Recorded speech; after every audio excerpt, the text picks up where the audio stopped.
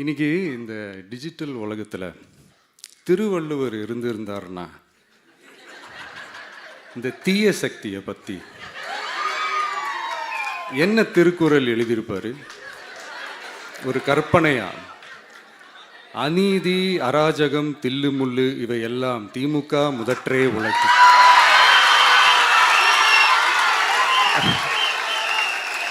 ஒரு கற்பனையா?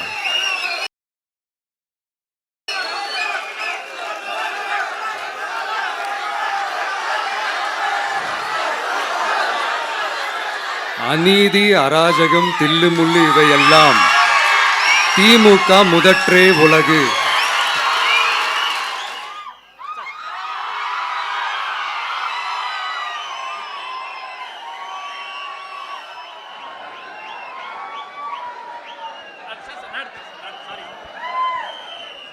தமிழக வெற்றி கழகத்தின் தலைவர், தர்மத்தாயின் தவ புதல்வர் இதோ தலைமை உரை தருகிறார்.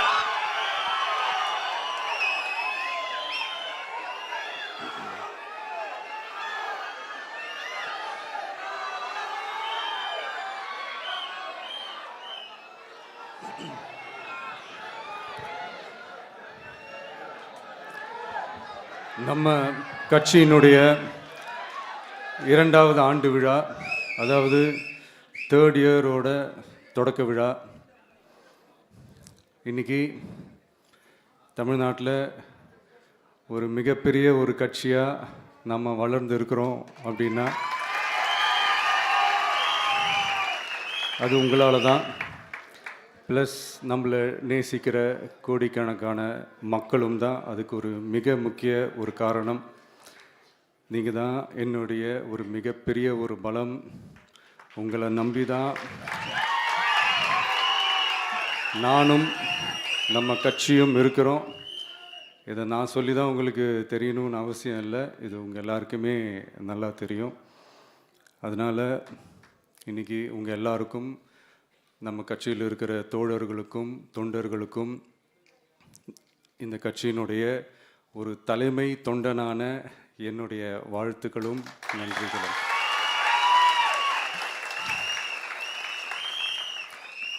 அப்புறம் என்ன, மைக்கை பிடிச்சாச்சு, வெடியை கொளுத்தி போட்டுருவோமா?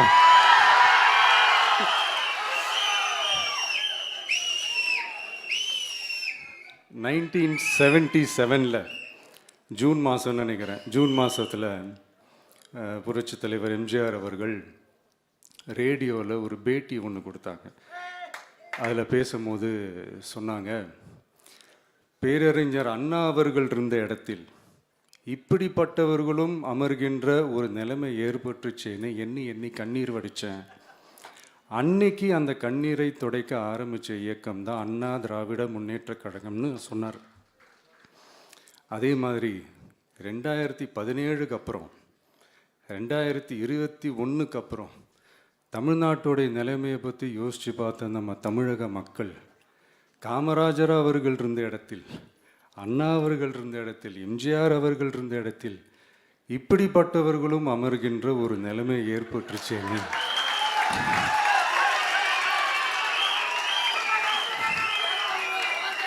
தமிழக மக்கள் கண்ணீர் வடித்தாங்க. இன்னைக்கு இந்த கண்ணீரை துடைக்க ஆரம்பித்த இயக்கம் தான் தமிழக வெற்றி கழகம்.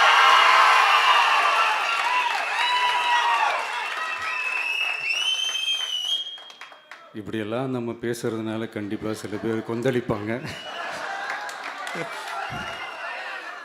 அது பற்றில நம்ம கவலைப்படக்கூடாது. ஏன்னா கொந்தளிக்கிறது தான் அவங்களுக்கு வேலையே. புரிஞ்சுங்களா அவங்களுக்கு?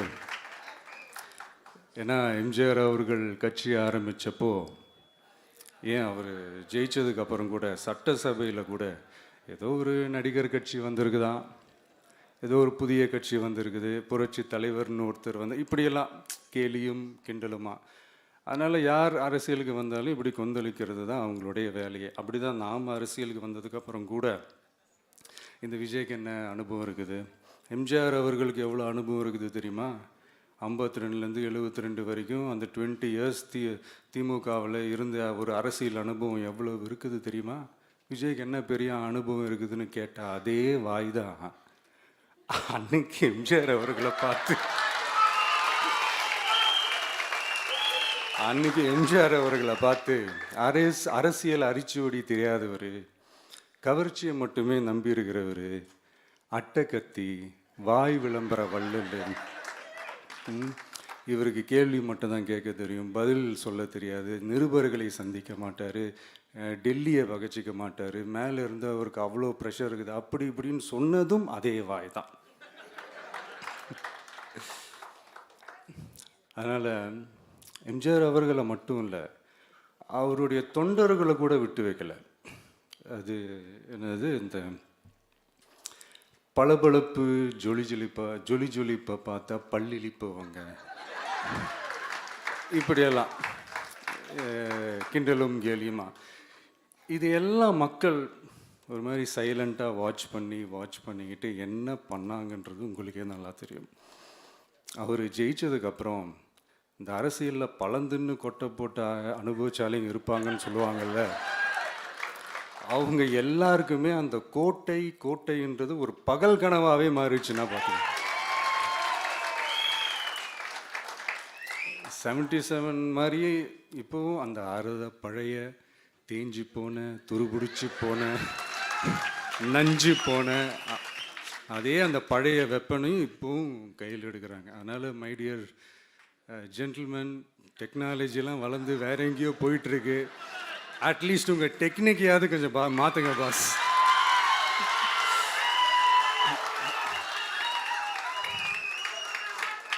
காமராஜர் அவர்களையும் விட்டு வைக்கல. அவருக்கு இலக்கியம்னா என்ன தெரியும், அவர் மாபெரும் புலவர், அந்த புலவர் இந்த புலவர்னு அவரை பற்றியும் கிண்டலும் கேலியுமா. அதான் முன்னாடியே சொன்ன மாதிரி யார் எதிர்த்து நின்னாலும் அவங்கள கொந்தளிக்கிறது தான் அவங்களுடைய வேலையே. ஸோ இப்படி அவங்க பண்ணுற தப்பெல்லாம் நம்ம எடுத்து சொன்னால், அவங்க பண்ணுற அட்ராசிட்டியை பற்றி நம்ம எடுத்து சொன்னால், அவங்க பண்ணுற அந்த ஊழலை பற்றி தான் நம்ம எடுத்து சொன்னோம். முக்கியமாக நாம் அதை எடுத்து சொன்னால் 50 வருஷத்துக்கு முன்னாடி இருக்கிற அதே தகர டப்பாவை எடுத்து உருட்ட ஆரம்பிச்சிருவாங்க.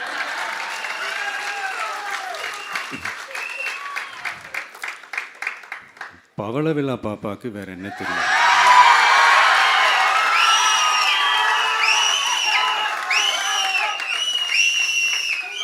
பழைய டப்பாவை உருட்டதானே தெரியும். அதுக்காக நாம் அவங்க பண்ணுற தப்பெல்லாம் சொல்லாமல் வெளியே சொல்லாமல் இருக்க முடியுமா? சொல்லுவோம், சொல்லிக்கிட்டே இருப்போம். நம்மளை தவிர யார் அவங்கள ஏற்று நின்று கேள்வி கேட்கறது? யாருக்கு அந்த தில் இருக்குது?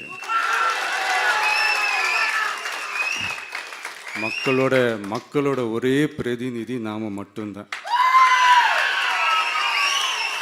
ஸோ இப்படி இருக்கிற இந்த நிலைமையில் இன்னைக்கு இந்த டிஜிட்டல் உலகத்தில் திருவள்ளுவர் இருந்திருந்தாருன்னா இந்த தீய சக்தியை பற்றி என்ன திருக்குறள் எழுதியிருப்பாரு? ஒரு கற்பனையா, அநீதி, அராஜகம், தில்லுமுள்ளு இவையெல்லாம் திமுக முதற்றே உலகு.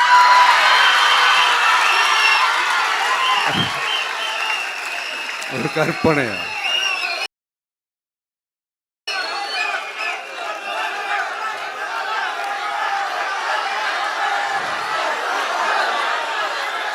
அநீதி, அராஜகம், தில்லுமுள்ளு இவையெல்லாம் திமுக முதற்றே உலகு.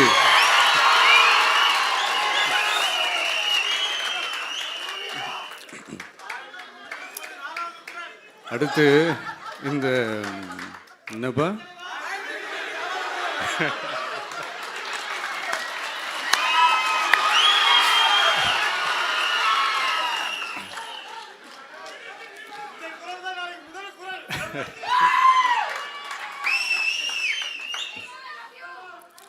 அடுத்து இந்த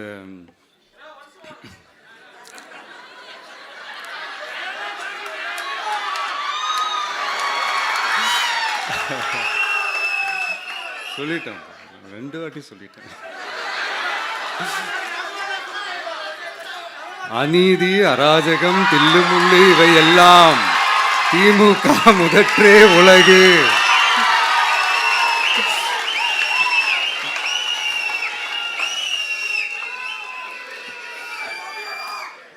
அடுத்து இந்த மும்முனை போட்டி, 4 முனை போட்டி அப்படிலாம் சொல்கிறாங்களே, சரி அவங்கள பொறுத்த வரைக்கும் அப்படியே இருக்கட்டும். அதில் மாபெரும் மக்கள் சக்தியாக நம்ம அணி ஒரு பக்கம், அடுத்து திமுக தலைமையில் மற்ற கூட்டணி கட்சிகள் ஒரு பக்கம், அடுத்து பாஜக தலைமையில் மற்றும் பலர்.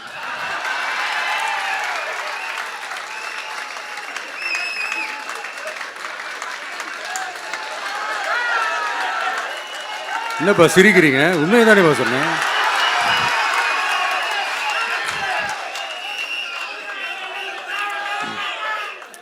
ஸோ இப்படி எத்தனை சக்திகள் எத்தனை பேர் வந்தாலும் திமுகவை வீழ்த்துறதுக்கு மாபெரும் மக்கள் சக்தியான நம்மளால் மட்டும்தான் முடியும், நம்ம டிவிகேவால் மட்டும்தான் முடியும். ஸோ இப்படி இருக்கிற இந்த நிலைமையில் ஏய் விஜய் வீட்டு விட்டு வெளியே வா, ஏய் விஜய் வீட்டு விட்டு வெளியே வா, இப்படியெல்லாம் கேட்கும்போது எனக்கு எப்படி அது தோணுதுன்னா, ஐயோ இவங்க ஒவ்வொரு வீட்டில் இருக்கிற ஒவ்வொரு விஜயும் இவங்க கூப்பிடுற மாதிரியே எனக்கு தோணுது. அப்படிதான் எனக்கு தோணுது. அதனால பொறுங்க பாஸ், வருவாங்க, முறையாக வருவாங்க.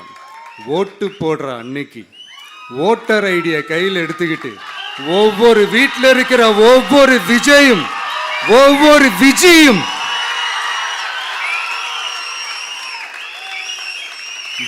பூத்தா காலையிலேயே வந்து நிப்பாங்க பாருங்க.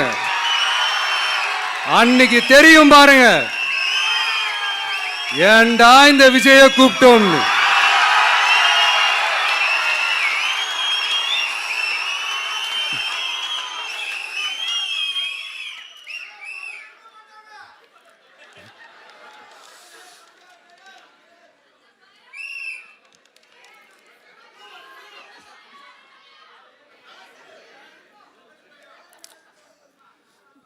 ஸோ இப்படி பேசினா உடனே இவரு நான் சினிமாவா இது அப்படின்ட்டு ஆரம்பிச்சிருவாங்க. நான் சினிமா விட்டாலும் நீங்கள் சினிமா விட மாட்டேங்கிறீங்களேப்பா.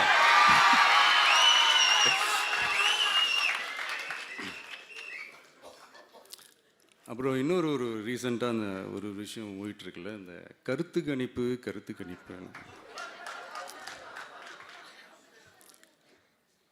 அதில் நிறைய பேர் உண்மையான கருத்து கணிப்புலாம் சொல்கிறாங்க. அதையும் நான் தப்பு சொல்லலை. சில பேர் கடுப்பில் விட்ட கணிப்பாகவும் இருக்குது,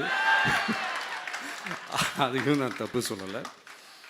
இந்த கடுப்பில் விட்ட கணிப்பாளர்களுக்கு நான் சொல்லிக்கிறது என்னென்னா, ஒவ்வொரு ஊராக தெருவாக வீடாக போய் நீங்கள் அந்த கருத்து கணிப்பு எடுத்து பாருங்கள். ஒவ்வொரு வீட்லேயும் டிவிக்கு இருக்கிறத நீங்கள் பார்ப்பீங்க.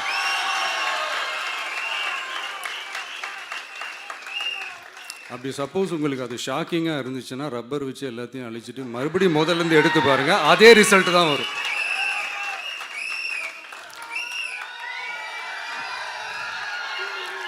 இது என்னப்பா லாஜிக்கு, அது எப்படி எல்லார் வீட்லேயும் டிவிக்கு இருக்கும் அப்படின்னு நீங்கள் கேட்டிங்கன்னா, ஒரு சின்ன சாம்பிளுக்கு ஒரு சின்ன டெஸ்ட் ஒன்று பண்ணி பாருங்களேன். நம்ம சிஎம் சார் இருக்காங்கள்ல, ஸ்டாலின் சார், ஒரு 2 இயர்ஸ் பேக் இருக்கும்னு நினைக்கிறேன், ஒரு மேடையில் பேசும்போது சொன்னாங்க, இந்த மாதிரி என்னோட கட்சிக்கு அவங்களுடைய கட்சிக்காரங்க சில பேர் பண்ணுற அட்ராசிட்டி, ஒரு சில மந்திரிகள் பண்ணுற சில அட்ராசிட்டிஸ்லாம் பார்த்து ராத்திரியில் எனக்கு தூக்கமே வரமாட்டேங்குது அப்படின்னு ஒரு 2 இயர்ஸ் பேக் இருக்கும்னு நினைக்கிறேன். அந்த வீடியோ கூட இருக்குது. அப்படி இருக்கிற அவர் என்னைக்காவது ஒரு நாள் அசந்து தூங்குவார்ல, அப்போ அவர்கிட்ட போய், சார்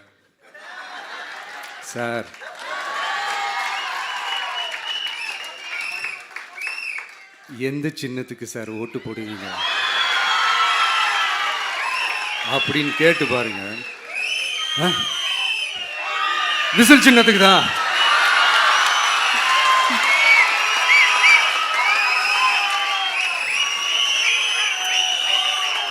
தூக்கத்தில் இப்படி டப்புன்னு எழுப்பி கேட்டால் டப்புன்னு உண்மையை போட்டு உடைச்சிருவாங்க.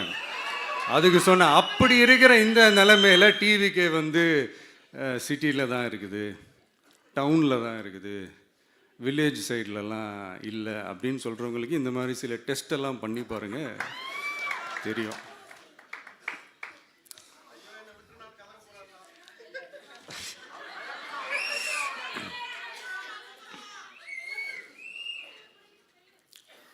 விசில் சின்னம் போகாத ஊரே இல்லை. விசில் சின்னம் எங்கெல்லாம் இருக்குதோ அங்கெல்லாம் டிவிக்கே இருக்குதுன்னு அர்த்தம்.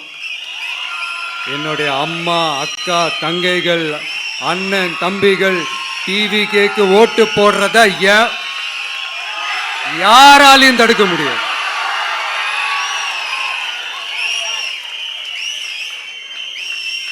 ரத்த சொந்தமா நம்மளை நினைக்கிற நம்மளோட வகையராக்களை எந்த கட்சியாலையும் எவ்வளவு விலை கொடுத்தாலும் வாங்கவே முடியாது.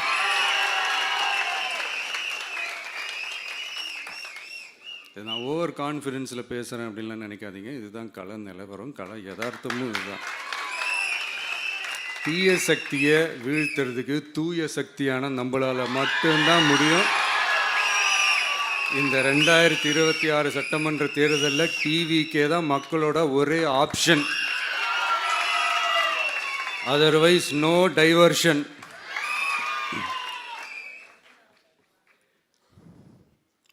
இந்த டப்பா இன்ஜின், ஓட்டை இன்ஜின், எவ்வளோ இன்ஜின் வந்தாலும் டாப் இன்ஜின் நம்ம டிவிக்கே தான்ன்றது மக்கள் ஆல்ரெடி முடிவு பண்ணிட்டாங்க. அதனால் நம்மளுடைய தோழர்கள் அதை மனசில் நல்லா ஏற்றிக்கிட்டு இன்னும் ஷார்ப்பாக ஒர்க் பண்ணுங்கள். நான் ஏற்கனவே சொன்ன மாதிரி ஒன்றியம், நகரம், பேரூர், பகுதி, கிளை எல்லா இடத்துலையும் அந்த பூத்தாக அந்த நம்மளுடைய வேட்பாளர்களுக்கு ஒற்றுமையாக இருந்து வேலை செய்யுங்க. நமக்கு மாபெரும் கூட்டணியான மாபெரும் மக்கள் சக்தியான குடும்பமாக நம்மளோட இருக்கிறாங்க. இன்னொன்று அன்றைக்கி நான் சொன்ன மாதிரி நம்மளுடைய விசில் சின்னத்துக்கு ஓட்டு போட வைக்கிறது மட்டும்தான் உங்களுடைய வேலை. மற்றதெல்லாம் மக்களோட சேர்ந்து நான் பார்த்துக்கிறேன்.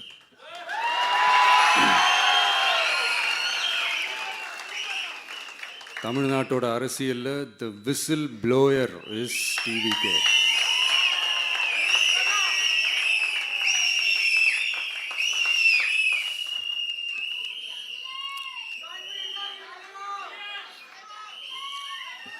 நம்ம மக்கள் இந்த விசில்ல ஊதுல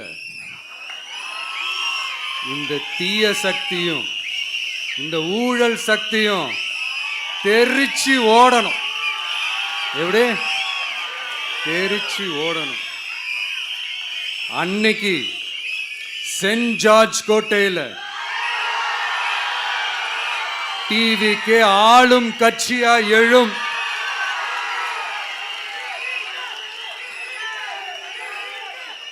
உங்களோட நான் இருக்கேன், நம்மளோட நம்ம மக்கள் இருக்கிறாங்க. இதுக்கு மேல என்ன வேணும்? கான்ஃபிடென்ட்டா இருங்க, நல்லதே நடக்கும், வெற்றி நிச்சயம். மீண்டும் சந்திக்கும் வரை நன்றி, வணக்கம்.